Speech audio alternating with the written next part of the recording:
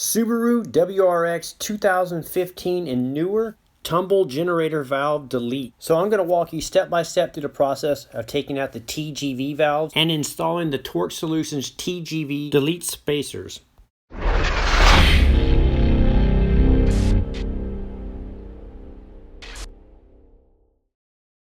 Here I have the stock tumble generators, and these are designed for emissions purposes, for cold start, and also for fine-tuning idle control. And these are mounted in the intake manifold, and as you can see, these butterflies here, when they're in the closed position, would extremely rob horsepower. Even in the open position, the bar going across will restrict airflow. So we're going to remove these and install these brand new Torque Solution adapters here. And as you can see here, they're hollow, and the ports are much bigger, allowing much more airflow to flow through the intake manifold and create that much more power. So I'm going to walk you step by step through the process of changing those out. So the first thing we need to do is get the top engine covers off. This vehicle already had the covers removed prior to me getting it. After the covers are removed, we're going to remove the intercooler here. So you're going to loosen up the clamp here, and then you're going to loosen up the clamp here, and then you're going to take out the 12mm bolt here and the two 12mm bolts here on this bracket. I'm going to be using power tools while I'm doing this to make it much faster. This can all be done with hand tools. I will link up all the tools that I'm using and the parts that I'm using in the description of the video. So like I said, we're going to go ahead and loosen up those two clamps. On the driver's side, we're going to take the two bolts off the bracket right here, holding the intercooler down. And then on the opposite side, we'll take off the other 12mm bolt. Once you got the bolts removed, now you're going to take the intercooler and push it towards the firewall and separate it from the pipe. So on the driver's side, we're going to do the same thing. We're going to wiggle and push towards the firewall, and the intercooler will pop off. I also popped the hose that's going across the bracket out of the bracket. And then now I'm going to lift the intercooler with the bracket out as one assembly. I just angle it out like this. Now on the driver's side, there's this metal bracket here that's covering up the high pressure fuel pump. We need to unbolt that. There's a couple 12mm bolts we're going to remove. We don't need to disconnect any of these hoses or anything. We can lift them up when we slide the bracket out of the back. The first bolt on the bracket, it comes up vertical, so I'm using my impact gun here to remove that bolt. Then I switched over to my M12 cordless ratchet here. It's a 3/8 drive, and I got a deep socket on it. And you should be able to get to the second bolt on the bracket here. Once you get the second bolt removed, the bracket is free and loose. Now we're just going to work it out of the vehicle. Before we can get the bracket out, there's a little wire loom holder right here. We need to squeeze the little tabs and pop the wire loom out of the bracket. I used needle nose pliers to do that. Once you got the wire loom out, then you can lift up the hoses and then work the bracket out towards the firewall, towards the back like this. So I'm just lifting the hoses up and then work it out just like this. Now I'm going to unplug the servo motors that are mounted onto the tumblers here. So there's going to be one on the driver's side and one on the passenger side. You're going to squeeze the little tabs and pull the connectors off. Once you get them disconnected, you can just pull the wiring harness back and just kind of tuck it out of your way. Now we're going to start removing the intake bolts. There's 4 on the driver's side and 4 on the passenger side. So you're going to remove those bolts. To make quick work of removing all these bolts, I'm using my Milwaukee 3/8 drive M18 fuel impact gun here. Whenever I'm tearing engines down and doing this type of work, I like to use these impact guns, and I also like to use the ratchet in combination, so I'll switch back and forth. You want to take the bolts completely out, so I'm using a little magnet to pull the bolts out after I've loosened them up. So the intercooler piping is in our way on the passenger side, so we need to pop this bracket up. It's just held on with a grommet here, so you can lift straight up and it'll pop off the bracket. We don't need to remove the pipe completely, just pop it off this little mount here and then pull it back. Now that you got the pipe pulled back, right underneath it is the servo motor for the tumbler valve. We can go ahead and unplug that, and then we can get access to the 4 bolts holding the intake down. So the new delete valves do not come with the servo motors mounted on the side. So when you unplug these, the check engine light is going to be on when we're done. To get that check engine light to stay out, you'll have to do it with programming. A tune is not required with this modification, but to get the service light to stay off, you will need to do that. Now once you get these bolts out, there's one more thing we need to do. We need to go on the back side of the intake manifold here, and there's the EGR pipe going from the EGR valve going to the back of the manifold. We need to remove the two 12mm bolts here and here. There is no gasket on the manifold, just an O-ring on the back that's built into the manifold, so you don't have to worry about ordering a gasket or anything. So remove those 2 bolts, and then there's follow the pipe back, and we're going to loosen the 2 bolts on the opposite side on the actual EGR valve. We're just going to loosen those up. So as you can see here, I took the bolts out right here on the manifold, and then I just loosened up the bolts on the EGR valve.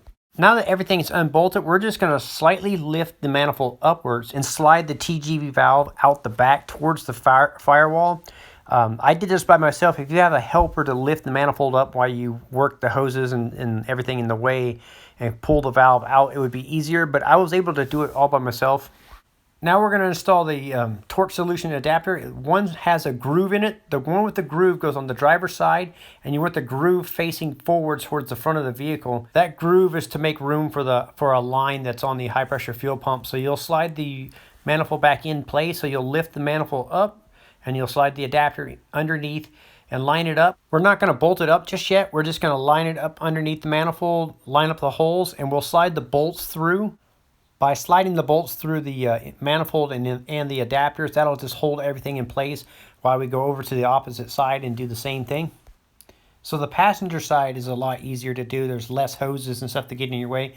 So you'll lift the manifold up and slide the TGV valve out the back towards the firewall like this. Now we'll take the torque solution adapter and slide it under the manifold. So we're going to lift the manifold up, feed it around the back, and put it into position. There's no groove on the passenger side, just the driver's side one. So you're going to slide it underneath the manifold and line it up. And once we get it slid under the manifold and lined up, we'll run the bolts through and start all the bolts. I also wanted to point out that there's no need to change any gaskets on the manifold. There are O-rings that are built into the manifold, and so there's no need to service any of that or change any gaskets. So once you got the delete valve into position, you'll slide all the bolts through the manifold and the valve, and then hand thread them into the block. On the driver's side here, here's that slot that was in the adapter where the hose is. That's why we put the one with the slot on the driver's side. So now that we got all the bolts in there and started, I'm going to run them all down until they're snug. I'm not using the impact gun to tighten them up. I'm just running them down until they're snug, so to speed things up. So I run all 8 of the bolts down. There's 4 on the left and 4 on the right side. So I run them all down. Also, if you notice, I ran the middle bolts down first and then the 2 outer bolts down second to kind of spread the load out. And then once we got all the bolts run down, we're going to take a torque wrench and we're going to torque them all down. And we're going to start with the middle bolts first. So you'll torque the 2 middle bolts down. Once you get the 2 middle bolts torqued down, you'll move to the outer 2 bolts and torque those down. And we're going to do this both for the left and the right side. And we're going to do these they're about 16 foot-pounds is the torque spec on this. So when you're using the torque wrench to torque these bolts down, you don't want to jerk the wrench. You want to just give it even, steady pressure until it achieves its torque. You'll feel it click, and that way you get an accurate torque. Now that the manifold is re-torqued down, we can go on the back of the intake manifold here, start the 2 12mm bolts for the EGR, start those and tighten those up, and then tighten the EGR bolts up on the EGR valve. So the 4 bolts in total. I'm using my Milwaukee M12 cordless ratchet here to do this. There's plenty of room back here for these type of tools. The EGR pipe has a built-in O-ring on the manifold, so you don't have to worry about any gaskets. The EGR valve, if you took the bolts all the way off the EGR valve, there's a gasket there, and you can reuse it. It's made out of metal. Now we're going to reinstall the bracket that went over the high-pressure fuel pump, so you'll slide it in through the back. You'll lift the hoses up and kind of work it in there. And then you'll start the 2 12mm bolts that held the bracket down. Once you get them both started, I like to start them both by hand. And then once you get them both started, then you can tighten those down. To start the vertical bolt, I just stuffed a piece of paper in the socket and then fed it straight down and started the bolt. Once I got both of the bolts started up, then I just ran the bolts in and tightened them up. So I used the impact gun to get to the vertical bolt, and then I switched over to the ratchet to get to the horizontal bolt. Once you get the bracket tightened down, the next thing we need to do is put the intercooler pipe over here. We need to put it back onto the little stud that it mounted onto. So you're just going to lift it up and put it back on. Now we can put our intercooler back on. So you're going to angle it back in the same way you took it out. So you'll angle that bracket underneath the hoses and stuff. So you'll just kind of put it at an angle like this and slide the bracket underneath the hoses until it mounts on top of the manifold. Then you can connect it to the intercooler piping. So I hooked it up to the intercooler piping on the passenger side first, just pull it into position, and then you'll do the same thing for the driver's side. Also, you want to make sure that this rubber adapter is inside the pipe, not on the intercooler itself. So if it is on the intercooler, you're going to take it off and then put it back on the pipe. That makes it easier for it to slide into position. Once that's all in the position, you can go ahead and just work the intercooler back into place. It takes a little finesse and a little wiggling and pushing and stuff to get it to go on, but you just take your time and you'll get the intercooler to pop right back on place. Once you get it mounted, then you can go ahead and start the 2 bolts on the bracket on the driver's side. So go ahead and start those 2 bolts, and then after you get those 2 bolts started, you can start the single bolt on the passenger side. I left all of them loose until everything was started, including the hose clamps. Once you got everything started, you can go ahead and run the bolts in until they're snug, and you can do that on the left and right side. You're going to remount this hose that went on the bracket, and you're going to make sure the hose clamps for the intercooler are tightened. Now that you got the intercooler resecured and all the hose clamps and bolts tightened back up, you can go ahead and put the top engine cover back on. The owner of this vehicle chose to leave the cover off. He wanted the cover off, so that's why I'm not showing you that portion of the job. Now the electrical connectors that we unplugged from the servo motors, we need to secure these so they don't fall into the exhaust or fall into anywhere it can get damaged. And you can just zip tie those up to whatever you feel like it's out of the way. And like I was saying earlier, the check engine light's going to be on because of these being disconnected, but you can have this programmed out in your tuning. Now we can start the vehicle up and make sure that there's no vacuum leaks or any issues like that. I will link up all the parts and tools that I use in this video in the description. I'm Brian Essett from How to Automotive. I'd like to thank you guys for watching my videos, encourage you to subscribe, invite you to head over to the howtoautomotive.com website for more valuable videos like this.